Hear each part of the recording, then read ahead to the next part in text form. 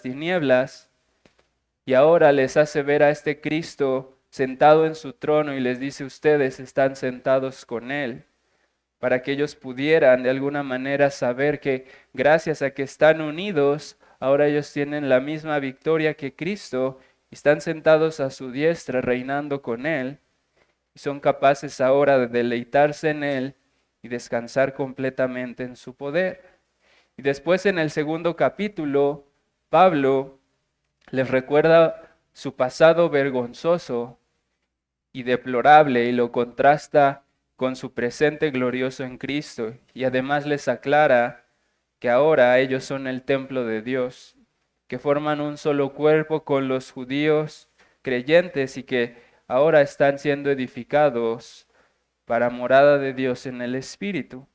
Y en ese contexto es que Pablo comienza este tercer capítulo con una oración de intercesión para estos creyentes gentiles. En esencia, Pablo está, a la luz de todo lo que ya les ha venido diciendo, es movido a interceder por ellos. Entonces Pablo comienza el capítulo diciendo: por esta causa, hablando acerca de todo lo que ya les había dicho anteriormente, particularmente por causa de que ustedes ahora son del cuerpo de Cristo. Ahora quiero interceder particularmente por ustedes, que son los gentiles por los cuales yo soy prisionero de Cristo. Sin embargo, lo que ocurre aquí es que Pablo todavía está empezando su intercesión, apenas está empezando su intercesión, y ocurre un pensamiento en su mente que lo atrapa y hace que nos dé un paréntesis muy largo en medio de su petición. Él comienza diciendo: por esta causa, yo, Pablo, prisionero de Cristo Jesús, por vosotros los gentiles. Y después de ahí un pensamiento viene a su mente y hace un paréntesis y comienza a escribir todo lo que quería escribir acerca de este paréntesis, algo muy importante. Entonces, lo que Pablo en esencia está haciendo es interceder para que estos creyentes gentiles sean capaces de comprender el amor de Cristo y puedan ser llenos de toda la plenitud de Dios. Esa es la esencia, por eso leímos todo el capítulo completo.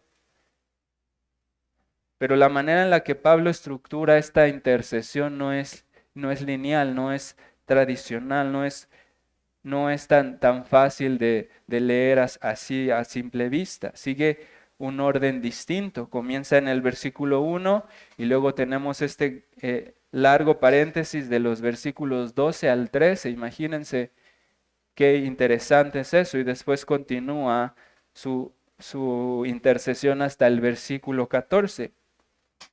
De manera que a la luz de lo que él ha estado diciéndoles, dice: yo soy movido a interceder por ustedes, pero en cuanto empieza a interceder, se atraviesa por su mente este pensamiento que lo cautiva, y él decide escribir acerca de esto que está en su corazón antes de continuar con su intercesión. Y quiero que vean cómo está así nuestro pasaje. Dice: por esta causa yo, Pablo, prisionero de Cristo Jesús por vosotros los gentiles.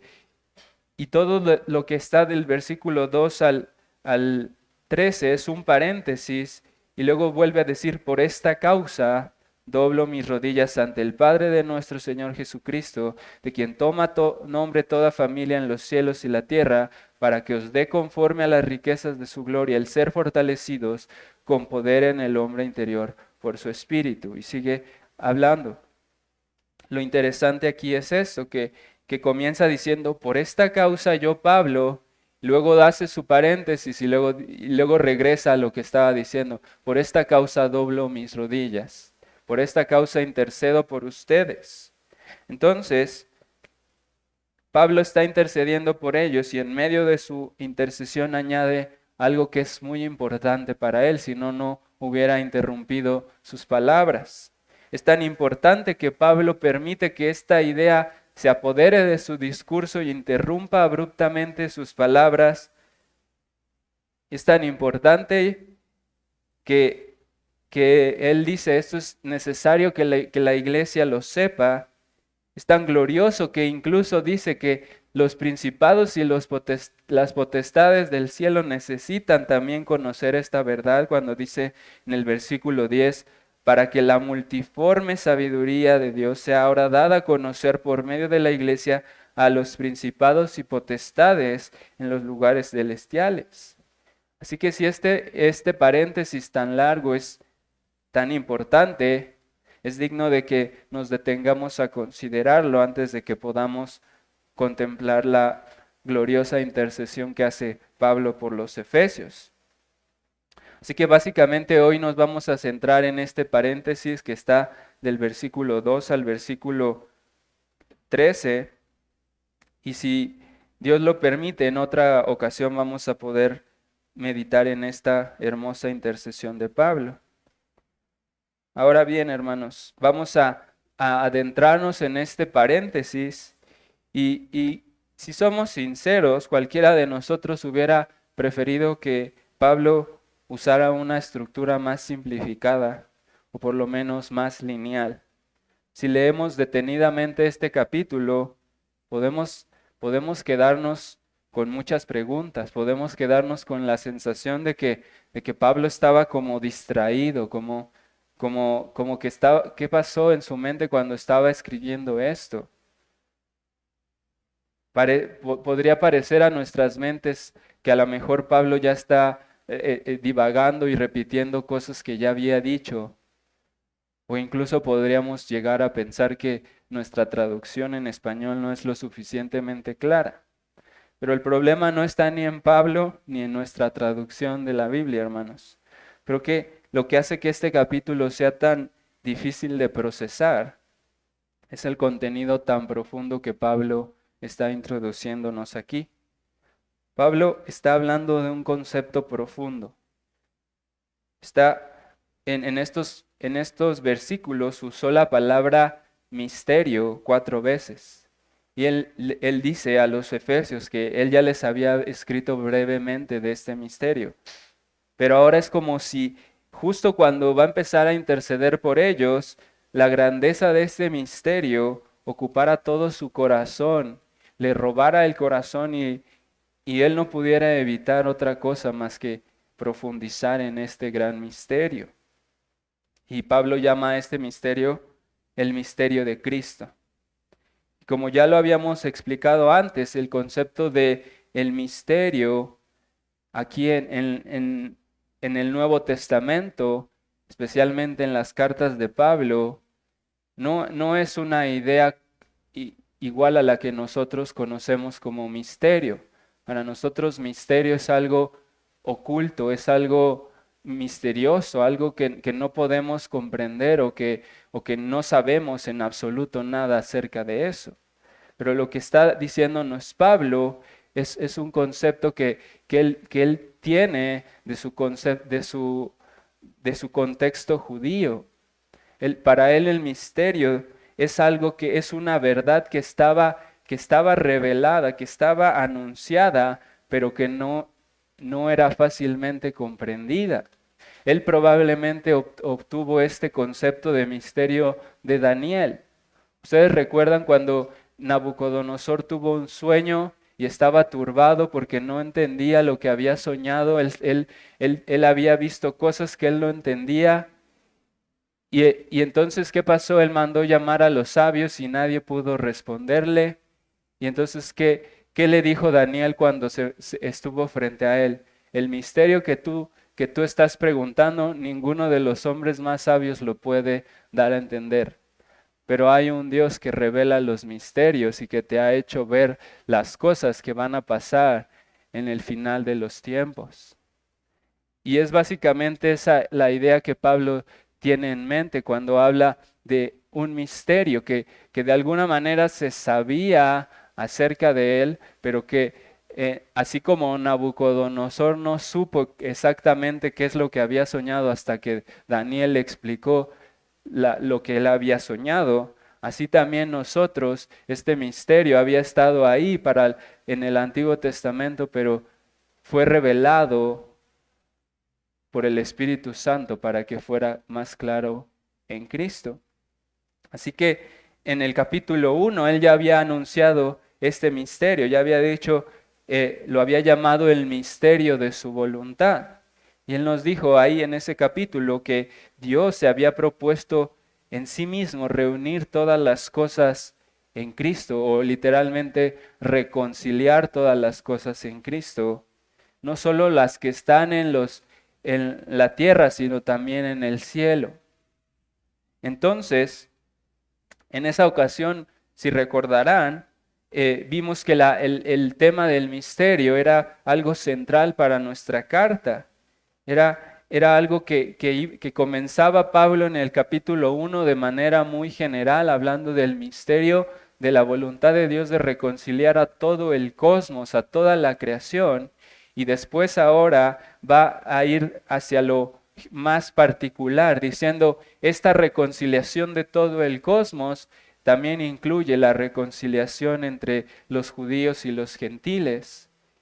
Y luego va a avanzar hasta más adelante y va a decir, este es un gran misterio, la unión entre el hombre y la mujer, que el hombre se uniría a su mujer y serían una sola carne. Es un gran misterio, pero yo digo esto de Cristo. Entonces sigue la estructura de su carta, tiene en mente cómo Cristo era la clave para entender muchas cosas del Antiguo Testamento. Y en este caso está hablándonos del misterio de Cristo en relación a la salvación de los gentiles. Así que vimos cómo en el capítulo 1 este misterio de alguna manera se sabía, se esperaba que el Mesías traería orden a la tierra, que la caída había traído caos, desorden, muerte, maldiciones, y se esperaba que el Mesías entonces ordenara otra vez la creación, que otra vez el mundo estuviera en orden. Pero dice Pablo que en el misterio de la voluntad de Dios estaba que no solo esta tierra, sino que todo, tanto las cosas que están en los cielos como las que están en la tierra fueran reunidas en Cristo, fueran restauradas por completo en Cristo. Entonces, aquí en este capítulo, en el capítulo 3 en el que nos encontramos, él vuelve a recurrir a este tema del misterio de Cristo y empieza a decirnos que este misterio tiene que ver con la reconciliación entre los judíos y los gentiles. Entonces, lo que está haciendo básicamente es recordarnos que esta verdad ya estaba en el Antiguo Testamento, pero que no había sido entendida, no había sido dada a conocer como ahora, como en los últimos días, está siendo dada a conocer a la iglesia por medio de los santos apóstoles. Entonces, de alguna manera quiero que meditemos cómo esto sí era ya algo que estaba ahí, que el Antiguo Testamento nos daba cierta luz de lo que estaba pasando, o de lo que iba a pasar, perdón, pero no se entendía tan claramente como Pablo lo va a explicar. Porque el Antiguo Testamento daba pequeñas nociones de que los gentiles se unirían al pueblo de Israel, de que podrían ser llamados del pueblo o los siervos de Jehová. Incluso la promesa para Abraham decía que en sus simientes serían benditas todas las naciones. Pero entonces, si eso ya estaba en el Antiguo Testamento, ¿cuál era el misterio? El Antiguo Testamento nos dejaba en claro que habría bendición para los gentiles. De hecho, había ejemplos, hay muchos ejemplos, como el de Rahab la ramera, que se unió al pueblo de Israel, o como el de Ruth la moabita, o como el de los ninivitas que se convirtieron a la predicación de Jonás y muchos otros que se unieron al pueblo de Israel. Incluso Isaías ya había hecho una profecía que era más explícita y en cierto sentido era muy provocativa para la mente de los judíos. Quiero que lean conmigo Isaías 19, del versículo 23 al 24, donde Isaías dice: en aquel tiempo habrá una calzada de Egipto a Asiria, y asirios entrarán en Egipto y egipcios en Asiria, y los egipcios servirán con los asirios a Jehová. Ahí vemos este concepto de que los egipcios y los asirios serían siervos de Jehová. En aquel tiempo, dice el versículo 24, Israel será tercero con Egipto y con Asiria para bendición en medio de la tierra, porque Jehová de los ejércitos los bendecirá, diciendo: bendito el pueblo mío Egipto, y el asirio obra de mis manos, e Israel de mi heredad, perdón. Esto es provocativo para cualquier mente judía, pero Pablo dice que este misterio que en otras generaciones no se había dado a conocer a los hijos de los hombres, como ahora es revelado a los santos y profetas por el Espíritu. Es decir, él está diciendo, antes de los apóstoles no se entendía este misterio, no se había dado a conocer como ahora.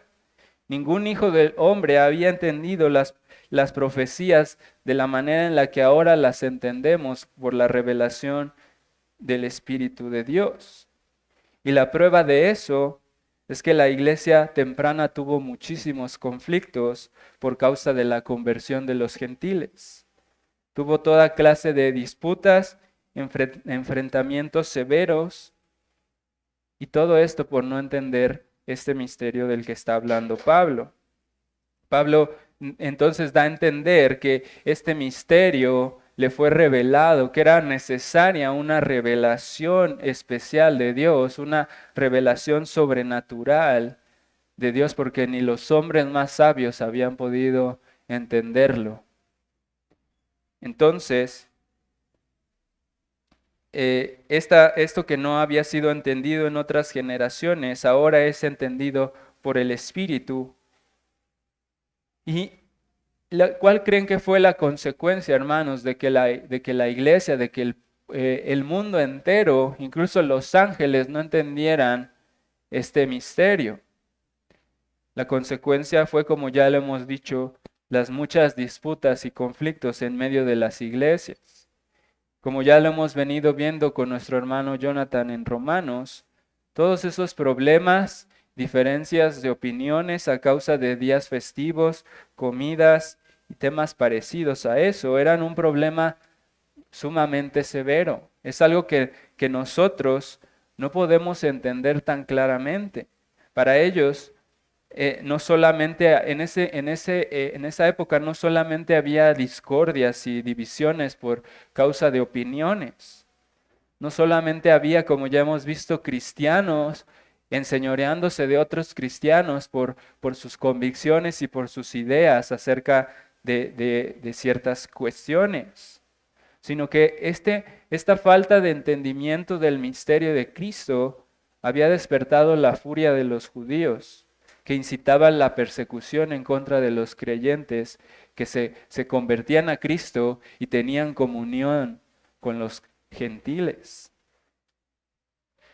Era un problema que nosotros no alcanzamos a dimensionar, hermanos. Es muy difícil de verdad que nosotros pudiéramos tener algún contexto similar en el que pudiéramos ver esta fricción tan desgastante y tan problemática para la cultura de esa época.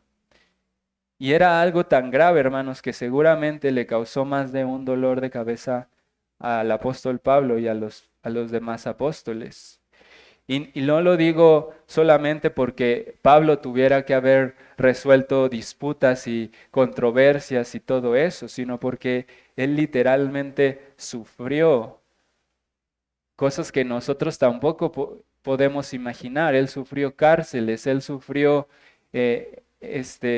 persecuciones, azotes, hambre, peligros en los caminos, en los ríos, naufragios y toda clase de cosas, y todo era por lo mismo, por los gentiles, por predicarle a los gentiles. Entonces, este problema era muy grande y por eso Pablo dice, por esta causa yo, Pablo, prisionero de Cristo Jesús por vosotros los gentiles. Eso había causado el encarcelamiento de Pablo y muchos otros padecimientos muy severos. Y si imaginen esto, hermanos, si a Pablo y a los demás apóstoles como a Pedro les costó entender este misterio, Pedro tuvo que ser instruido por lo menos 2 veces que vemos en las Escrituras de cómo este misterio él no lo estaba entendiendo. Él necesitó de una exhortación por medio de una visión celestial para entender que los gentiles no los podía llamar inmundos. Y también tuvo que ser reprendido públicamente por el apóstol Pablo porque estaba conduciéndose de una manera inapropiada por no entender este misterio correctamente. Y si para los apóstoles era difícil entender el misterio de Cristo, ¿cuánto más difícil sería para los cristianos comunes y corrientes? Piensen en eso, hermanos. Seguramente esta situación de conflicto o no entender este misterio fue causa de grandes dolores, miedos, inseguridades, tristezas, frustraciones para muchos cristianos que eran cristianos sinceros. Este mal entendimiento de la conversión de los judíos no solo provocó que hubiera muchas conciencias heridas y muchos cristianos débiles entre el pueblo de Dios, sino que formó una especie de discriminación entre cristianos. Muchos cristianos gentiles pudieron llegar a sentir como que eran cristianos de segunda clase, como que ellos no eran tan especiales como los judíos, porque ellos no eran hijos de las legendarias tribus de Israel. Ellos no tenían una ascendencia que presumir, no tenían manera de citar grandes porciones de la Torá, ni tenían tantos distintivos de los que los judíos se jactaban tanto. Y de alguna manera eso pudo haber causado una especie de sentido de que había unos cristianos más especiales o más espirituales y otros cristianos, pues, los nuevos, los de segunda clase. Entonces, ellos pudieron llegar a pensar incluso que cuando leían las promesas dirigidas al pueblo de Israel, ellos, pues esas no son para mí porque yo no soy hijo de Abraham. Eso no es para mí porque yo no soy israelita. Y se imaginan, hermanos, vivir así de esa manera, creyendo que por no tener una marca externa en tu cuerpo, tu vida espiritual no es como la de otros, que tu vida espiritual es deficiente y que eres acepto en el pueblo de Dios, pero no eres tan especial como los judíos porque no tienes el linaje que ellos tienen. Y eso es algo que seguramente experimentó Ruth. Ella le entregó por completo su corazón al Dios de los judíos y fue recibida entre los judíos. Pero si recordarán, todo ese libro la nombra siempre Ruth la Moabita. Ese estigma de ser un gentil que se unió al pueblo de Dios se le quedó para siempre. Nunca fue vista como una israelita. Era Ruth la Moabita. La aceptaban ahí porque ella se había sometido a sus cultos, a sus leyes, pero ella seguía siendo así, una israelita de segunda clase. Y esa es una condición que puede estarnos pasando a nosotros y que muchos aquí estén sintiéndose o estemos sintiendo que somos menos que otros cristianos porque no tenemos el mismo contexto. Muchos podrían decir, yo quisiera haberme convertido un poco más joven para poder saber lo que otros creyentes han podido experimentar. Yo quisiera saber más de esto, de aquello. Yo quisiera ser más maduro en esto, como este hermano o como este otro hermano. pensando que ese hermano es más especial porque él tiene un contexto distinto al mío, pero eso es mentira. Eso no puede ser en el pueblo de Dios. Eso no puede haber ese tipo de discriminaciones entre nosotros, ni de nosotros hacia alguien porque lo menospreciemos, ni que tampoco nos sintamos inferiores a algún creyente por no tener las mismas capacidades o los mismos dones. Eso es lo que Pablo quiere contrarrestar aquí. Y los judíos tenían el entendimiento, volviendo al tema del ejemplo de Ruth la Moabita, ellos tenían un entendimiento de que si un gentil se iba a unir a su pueblo, era única y exclusivamente por medio del proselitismo. Y tal vez para todos es familiar ese término, pero el proselitismo era eso, era ese entendimiento de que los gentiles, si se habían de unir al pueblo de Dios, era por medio de convertirse al judaísmo, por medio de circuncidarse y obedecer todos los mandamientos y todas las reglas judías para que pudieran ser aceptados. Tenían que guardar todas las leyes mosaicas para poder ser recibidos entre ellos. De otra manera, si el gentil no hacía eso, en la mente de un judío, ver a un gentil entre ellos que no estaba circuncidado, era similar a ver a una persona leprosa que no había sido limpiada. Ellos decían, no, si tú vas a estar entre nosotros, tienes que circuncidarte, tienes que guardar todas las leyes y tienes que limpiarte ritualmente para que puedas estar entre nosotros, porque somos muy puros. Si un gentil no se convertía al judaísmo, siempre iba a ser visto como inmundo, como contaminado, como un leproso. Tú no puedes estar aquí porque tú eres sucio, tú eres inmundo. Necesitas estar limpio con la circuncisión y con los lavamientos externos y con muchas otras cosas. Por eso había tanta repugnancia hacia los gentiles, porque si ellos no se convertían al judaísmo, no eran más que perros inmundos, no podían estar cerca de ti porque era algo abominable.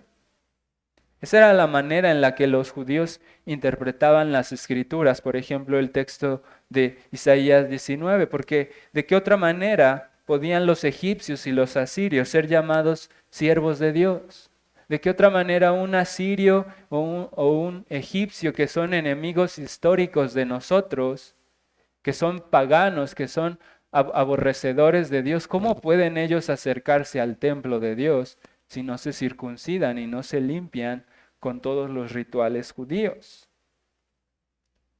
Así que cuando un judío veía a un gentil en la iglesia, podía preguntarle incluso directamente, ¿y si te circuncidaste? ¿Si estás limpio para escuchar la palabra? ¿Si eres digno de estar entre el pueblo de Dios o no?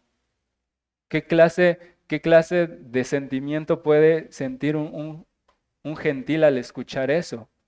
Es que a lo mejor sí necesito eso. A lo mejor sí no soy tan especial como ellos. Ojalá que yo hubiera nacido como ellos para no tener que sentirme así con ese estigma de que soy un leproso. Entonces, en ese contexto, Pablo dice, por esta causa yo, Pablo, prisionero de Cristo Jesús por vosotros los gentiles, si es que habéis oído la administración de la gracia de Dios que me fue dada para con vosotros, que por revelación me fue declarado el misterio, como antes lo he escrito brevemente, leyendo lo cual podéis entender cuál sea mi conocimiento en el misterio de Cristo. Misterio que en otras generaciones no se dio a conocer a los hijos de los hombres, como ahora es revelado a sus santos apóstoles y profetas por el Espíritu. Y ese es el misterio del que está hablando. Versículo 6. Que los gentiles son coherederos y miembros del mismo cuerpo y copartícipes de la promesa en Cristo Jesús por medio del Evangelio. Pablo dice, este es el misterio de Cristo. Pero ¿por qué no dice, ese es el misterio de los gentiles? Dice, es el misterio de Cristo, que los gentiles son miembros del mismo cuerpo, son herederos de las mismas promesas. Eso es una bomba para los judíos de esa época. Incluso para los gentiles era algo imposible de creer. Entonces, de hecho en el griego, hermanos, si pudiéramos leer más literalmente o más explícitamente una traducción de lo que dice Pablo ahí, podría decir más o menos así. Es decir, que los no judíos son junto con Israel beneficiarios de la misma herencia, miembros de un mismo cuerpo y participantes igualmente de la promesa en Cristo Jesús mediante el Evangelio. Es muy difícil traducir literalmente lo que dice el apóstol Pablo ahí, porque utiliza unas formas que son unos recursos literarios muy, muy específicos para decir que los judíos y los gentiles están a la par en todo, que no hay ninguna diferencia entre ellos, que ellos los está juntando como si fueran lo mismo, como si fueran iguales. Él no está viendo ninguna diferencia de linaje ni de nada. Él dice, ellos son igual de herederos que los judíos, ellos son igual de partícipes del mismo cuerpo, ellos son igual de partícipes de las promesas del Mesías. Y para un judío, eso era algo que despertaba sospechas. Decía, no, yo creo que está mal Pablo.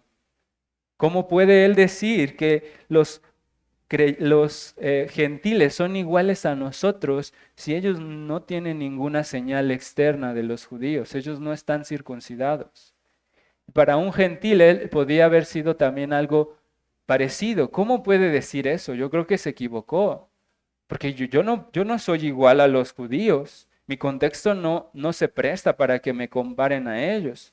Tal vez está confundido porque no conoce mi cultura y no sabe que de verdad hacíamos cosas muy inmundas. ¿Y qué tal que se equivocó? Porque las promesas que yo leo en las escrituras o que yo he escuchado son para los hijos de Jacob, no para mí. Yo no soy de ninguna de esas tribus, a mí no me corresponden esas promesas. Yo no soy israelita. Entonces, hermanos, ¿alcanzan a ver ese dilema que estaban ellos viviendo en esa época? ¿O Pablo está equivocado y los gentiles tienen que ser prosélitos para ser igualados a los judíos? ¿O los judíos están equivocados y no están entendiendo correctamente las escrituras? Y creo que todos conocemos la respuesta. Pablo no estaba equivocado. Él imprime un sello de autoridad suprema y divina al decir, este mensaje fue revelado por el Espíritu Santo de Dios. Este mensaje es palabra de Dios. Es un misterio que estaba oculto para los ojos de los hombres, pero ahora Dios mismo me ha dado este misterio.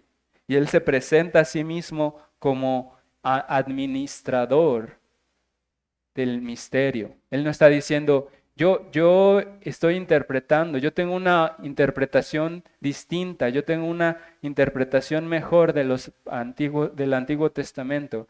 Él simplemente está diciendo, esta interpretación es la que el Espíritu me dio y es lo que Dios quería que entendiéramos desde el principio, que los gentiles son iguales a los judíos y que no hay diferencia entre ellos porque ellos están en Cristo.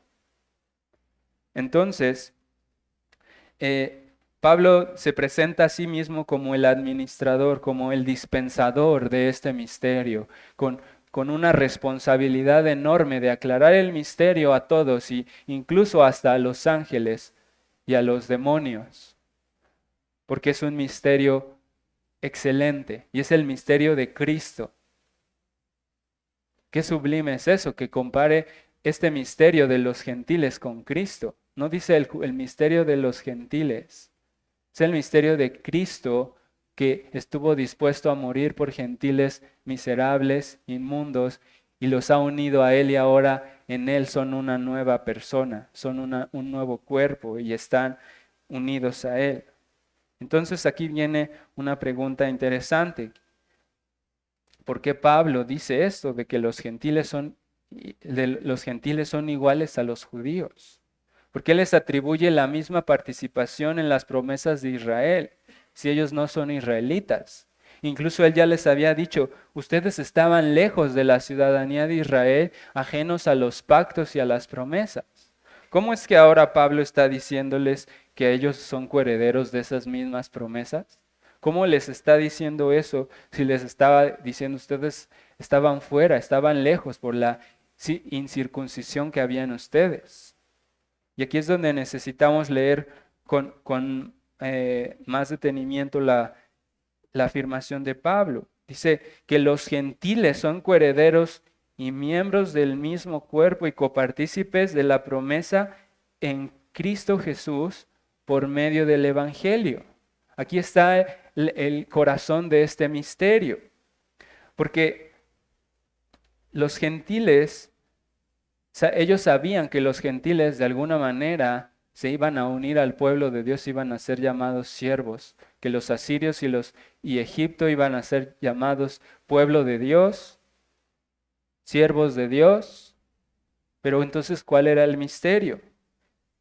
Ellos ya sabían que eso iba a pasar, por lo menos lo habían escuchado. Pero el misterio era el medio a través del cual estos gentiles iban a ser siervos y pueblo de Dios. El medio a través del cual se unirían al pueblo de Israel. Y entonces ese era el misterio, que Cristo era ese medio. Ellos sabían que Cristo era la simiente, que el Mesías era la simiente de Abraham y que en él sería, sabemos que él dice, la Escritura dice que en él serían benditas todas las naciones. Y para nosotros no es difícil asociar esa promesa con Cristo, pero para los judíos sí era difícil. Ellos no tenían la revelación que nosotros tenemos, pero entonces cuando Pablo dice que este misterio de Cristo no había sido dado a conocer a la humanidad de la misma forma en la que es revelado a los judíos, es porque de verdad ellos no lo entendían, ellos ni siquiera recibieron al Mesías que se suponía que estaban esperando, ellos no entendían el misterio en verdad. Ellos pensaban que el Cristo, que el Mesías iba a venir a librarlos visiblemente del yugo de Roma. Ellos esperaban que Él viniera y destruyera a todos los gentiles incircuncisos que no se habían convertido al proselitismo de los fariseos. Ellos esperaban a un rey implacable que viniera a dominar todo y a destruir a las naciones paganas, no a un siervo sufriente. Ellos no querían, no esperaban ver eso. Ellos esperaban a uno que fuera visto por todos y admirado por todos, no a uno que fuera despreciado y desechado entre los hombres por todos. Entonces los judíos no supieron ver las señales, no conocieron el tiempo de su visitación, pusieron su mirada en las cosas de este mundo y no pudieron ver claramente a su Mesías. Ellos no reconocieron que entre ellos estaba uno que era semejante a Adán. Ellos no veían a Cristo de esa manera. Él se presentó a sí mismo como el Hijo del hombre. Él se presentó como un segundo Adán que venía a reconstruir lo que el primer Adán había destruido. Y anduvo entre ellos restaurando la vieja creación, sanando a los hombres, y ellos no lo vieron. Ni siquiera el mismo Juan el Bautista tuvo la misma claridad al principio. Él le dijo, ¿eres tú el que había de venir o esperaremos a otro? ¿Y qué le contestó Cristo? Id y haced saber a Juan las cosas que oís y veis. Los ciegos ven, los cojos andan, los leprosos son limpiados, los sordos oyen, los muertos son resucitados, y a los pobres es anunciado el Evangelio, y bienaventurado es el que no haya tropiezo en mí. Jesús sutilmente le está diciendo, mira cómo soy yo el que vino a revertir la caída. Yo soy el que está reconciliando todas las cosas en Cristo, en mí. Estoy bienaventurado el que no haya tropiezo en mí, porque yo soy ese segundo Adán que está revirtiendo las maldiciones de la caída y estoy purificando la nueva creación. Quiero que veas eso, Juan, para que sepas que yo soy el que había de venir. Y los judíos, en lugar de verlo de esa manera, lo veían como si fuera un milagrero que se estaba robando a sus seguidores. Y buscaron silenciarlo y matarlo, pero nunca lo vieron como el medio a través del cual Dios iba a restaurar toda la creación. Y los judíos tampoco pudieron ver a Cristo como el verdadero Israel. Cuando él era apenas un niño, fue llevado a Egipto por una persecución que había, y cuando él era tiempo de regresar, dice el apóstol Mateo que cuando él venía de regreso, se cumplió la profecía que se le había dicho a Israel, que Oseas había dicho de Israel: de Egipto llamé a mi hijo. Jesús en todo su ministerio no solamente hizo lo que el primer Adán no había hecho, él también hizo lo que Israel no había hecho. Todo lo que escuchamos en la meditación, cómo el pueblo de Israel se fue a la perdición y se entregó a la idolatría y se apartó de Dios, es lo que Cristo no hizo. Cristo hizo lo que el primer Israel tenía que haber hecho. Él guardó en su corazón la ley de Dios. Él fue tentado también en el desierto, pero no pecó. Él es el verdadero Israel que los israelitas aborrecieron. ¿Pero por qué lo aborrecieron? Porque sus obras daban testimonio de que el pueblo de Israel, el pueblo escogido de Dios, el pueblo ungido de Dios, no estaba haciendo lo que tenía que hacer. Las buenas obras de Cristo delataban la corrupción de Israel. Y lo mataron porque él era un mejor Israel que ellos, por envidia. Así que este es un pequeño destello, hermanos, del gran misterio de Cristo. Espero que eso haya traído un poco de luz a todo lo que hay en el Antiguo Testamento. Eso es solamente una pequeña fracción de estas riquezas inescrutables de Cristo y de este misterio que cautivó el corazón de Pablo para que dejara lo que estaba escribiendo y comenzara a hablar de las inescrutables riquezas del misterio de Cristo. Que debido a que Él es la simiente de Abraham, Él es el verdadero Israel de Dios. Él es el único que cumplió la ley perfectamente, el único que legítimamente podía reclamar todas las promesas hechas al pueblo de Israel. Por esa razón Pablo dice que tanto judíos como gentiles son iguales, que son verdaderos israelitas en Cristo, no por causa de su linaje, no por causa de su observancia a la ley, sino por causa de que están unidos al Israel de Dios. Por eso en otra carta Pablo dice en Gálatas 6:15, porque en Cristo Jesús ni la circuncisión vale nada, ni la incircuncisión, sino una nueva creación. Y a todos los que anden conforme a esta regla, paz y misericordia sea a ellos y al Israel de Dios. Está comparando a judíos y gentiles con el Israel de Dios.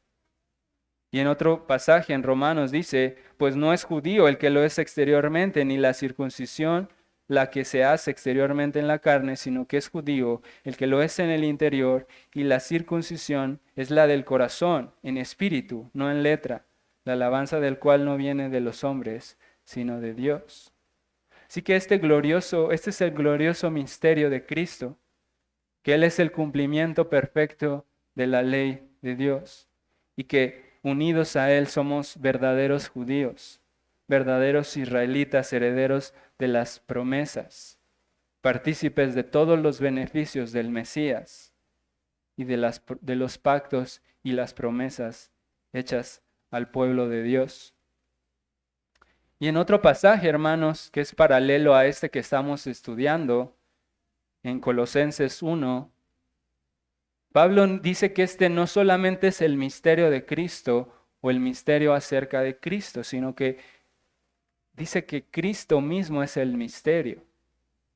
Dice en Colosenses 1:24, ahora me gozo en lo que padezco por vosotros y cumplo en mi carne lo que falta de las aflicciones de Cristo por su cuerpo, que es la iglesia, de la cual fui hecho ministro según la administración de Dios que me fue dada para con vosotros, para que anuncie cumplidamente la palabra de Dios, el misterio que había estado oculto desde los siglos y edades, pero que ahora ha sido manifestado a sus santos, a quienes Dios quiso dar a conocer las riquezas de la gloria de este misterio entre los gentiles, que es Cristo en vosotros, la esperanza de gloria.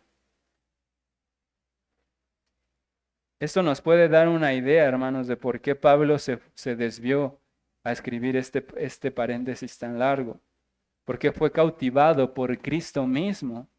Porque al pensar en todo lo que les estaba diciendo a estos gentiles de Éfeso, no pudo evitar recordar que todo esto es gracias a Cristo, que todo esto gira en torno a Cristo, que su reconciliación con los judíos es gracias a Cristo y que este era un misterio que estaba escondido, pero que ahora es claro.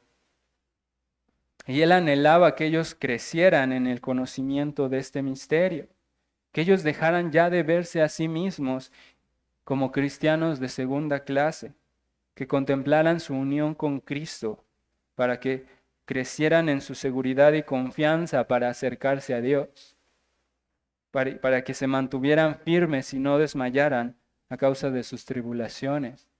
Así es como concluye este paréntesis, diciéndoles: por lo tanto les pido que no desmayen, que se mantengan firmes, porque en Él tienen acceso con confianza y seguridad. Entonces, ese es el misterio del que está hablando Pablo y el misterio que llenó su corazón para decirles: ustedes son coherederos, ustedes están unidos a Cristo, el verdadero Israel de Dios. Por lo tanto, no pueden sentirse menos que otros cristianos que tienen un contexto distinto al de ustedes. Así que, a manera de conclusión, hermanos, quiero que nos preguntemos qué es lo que podemos aplicar a nuestros corazones. Porque Pablo hace aquí un gran énfasis en su responsabilidad como administrador. Incluso como lo leímos en Colosenses, dice que él tenía que administrar este misterio. Es decir, en otras palabras, anunciar cumplidamente la palabra de Dios, el misterio que había estado oculto desde los siglos y edades. Y esto a nosotros nos enseña la importancia de estudiar con mayor profundidad nuestras Biblias. No para hacernos más inteligentes o más eruditos, sino para que este misterio transforme nuestras vidas. Pablo dice: leyendo lo cual podéis entender cuál sea mi conocimiento en el misterio de Cristo. Él les dice: yo sé que ustedes saben que yo conozco el misterio de Cristo, pero quiero que lean esto para que vean cómo tengo un entendimiento tal del misterio que soy capaz incluso de soportar prisiones por ustedes. Tengo un conocimiento tal de este misterio que puedo estar firme y puedo acercarme con confianza a Cristo aún en mis prisiones. Porque, como ya lo habíamos visto en las predicaciones de Romanos, Pablo no solo tenía un mero interés por llevar el evangelio a los gentiles. Era una pasión que lo consumía. O como nos enseñó el hermano, era una ambición enorme, algo que ninguno de nosotros ha podido ver replicado en ningún otro hombre. Alguien que lleve el evangelio con tanto fervor a tantos lugares y con tanta dedicación, dispuesto a padecer por Cristo. Y Pablo está diciendo: quiero que sepan cuál es mi entendimiento de este misterio, porque es gracias a ese misterio que yo estoy en la cárcel escribiéndoles para alentarlos. Ustedes son los que tendrían que estar alentándome porque estoy prisionero por causa de ustedes. Y es irónico, hermanos, ¿no les parece irónico que todo lo que nos ha dicho Pablo hasta ahora, desde el versículo 1, donde nos habla de la gracia y la paz de Dios y de las bendiciones espirituales en Cristo y nos lleva a los lugares celestiales y nos habla de tanta gloria en Cristo, todo eso lo escribió desde una cárcel. Porque él entendía verdaderamente su unión con Cristo y el misterio de Cristo había impactado no solamente su mente, también estaba inflamando su corazón y estaba moviendo sus manos a obrar por el misterio de Cristo, para que el Evangelio fuera dado a conocer, para que todo hombre fuera presentado completo en Cristo y para que el Evangelio llegara a todas las naciones. De manera que Pablo está diciéndoles mientras está en la cárcel que no desmayen, porque su entendimiento era muy claro y lo llevaba a esas conclusiones. Incluso como lo dice en Colosenses, me gozo en lo que padezco por ustedes, porque estoy cumpliendo lo que hace falta de las aflicciones del cuerpo de Cristo, las aflicciones que ustedes están llevando. Él tenía esa convicción de que estaba unido a Cristo de tal manera que no solamente estaba unido a todas las bendiciones y las promesas y la herencia de Cristo, sino que también él estaba unido a las aflicciones de Cristo. Porque Pablo sabía eso y lo dice en Romanos 8:17 cuando dice, y si hijos, también herederos, herederos de Dios y coherederos con Cristo, si es que padecemos juntamente con Él, para que juntamente con Él seamos glorificados. Él sabía que sus padecimientos en Cristo eran su gloria. Él sabía que eran su esperanza de gloria, que su esperanza de ser glorificado juntamente con Él. Por eso les dice a los efesios, por lo cual les pido que no desmayen por mis tribulaciones por vosotros, las cuales son vuestra gloria. Y eso nos lleva a preguntarnos, hermanos, si estamos viviendo así a la luz del misterio de Cristo. Si estamos considerando a Cristo en nosotros como nuestra esperanza de gloria.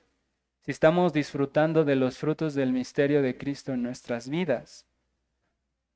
O si más bien estamos viviendo como cristianos de segunda clase, conmiserándonos de nosotros mismos, porque somos menos que otros más espirituales o más maduros, o porque no entendemos lo mismo que otros entienden, o porque vemos nuestras carencias y decimos, es que si yo tan solo tuviera esto o aquello, podría servir mejor a Dios. O tal vez estamos a punto de desmayar, hermanos, por causa de nuestra lucha con el pecado. Porque vemos cuán débiles somos y cómo por más que nos esforzamos, siempre el pecado sale por una u otra, de una o de otra forma y nos desanima entonces nuestra inmadurez, nuestra debilidad.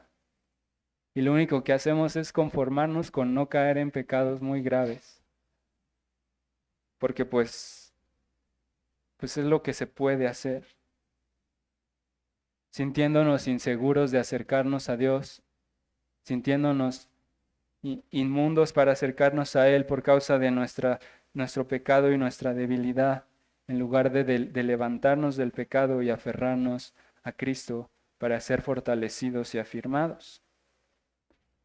¿O será que acaso estás estancado y eso es lo que te desanima y te hace desmayar? Porque dices, creo que no estoy creciendo, creo que no estoy madurando, creo que por más que me esfuerzo no logro avanzar a ningún lado y no veo que esté avanzando, sino que a veces veo que retrocedo en el camino de la fe. Y cuando haces eso, hermano, estás menospreciando lo que ya Cristo hizo por ti.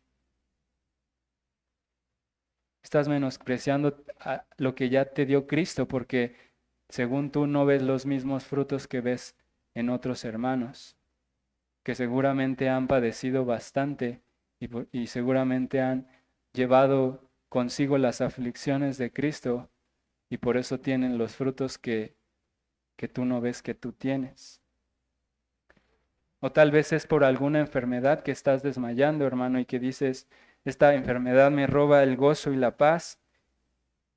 Si tan solo se me quitara, ya podría servir mejor a Dios o podría crecer en esto o en aquello. Y eso nos hace estar molestos y estar inquietos y estar incómodos, creer que Dios está enojado con nosotros o nos está castigando por algo, que se ha olvidado de nuestras oraciones, porque no vemos mejorías ni tenemos la salud que quisiéramos. Y así podríamos seguir citando más luchas que pueden aplastar nuestros corazones, pero no importa cuál sea tu aflicción hoy, hermano, no importa cuál sea tu lucha más fuerte, si no estamos mirando a Cristo como nuestra esperanza de gloria, no nos vamos a mantener firmes en nada. Así que esto nos debe orillar a orar fervientemente para que crezcamos en el conocimiento del misterio de Cristo y para que veamos los frutos palpables de nuestra gloriosa unión con Él. Si no estamos viendo esos frutos, no es porque no sean reales, no es porque haya algo malo en Cristo, algo deficiente en Cristo, es porque no estamos meditando lo suficiente en el misterio de Cristo. Y finalmente, para los que no están en Cristo y que están lejos de su presencia, que están hoy afanados por conocer otro tipo de cosas, porque esa es la realidad de uno que no está en Cristo. Los cristianos tienen la lucha de conocer más a Cristo y muchos tenemos el anhelo de conocerlo más. Pero si tú estás lejos de Cristo, tú también tienes el anhelo de conocer otras cosas, de conocer maneras de hacerte más inteligente, de tener riquezas, conocer una mejor manera de usar tu tiempo para poder cumplir tus sueños en esta tierra. Si estás usando tu mente para profundizar en métodos y estrategias para tener tu mejor vida aquí en la tierra, quiero decirte que estás perdiendo tu tiempo. Nada de eso te va a salvar en el día del juicio. Si tú desconoces a Cristo, Él te va a desconocer a ti en el día final y te entregará a tu condenación justa.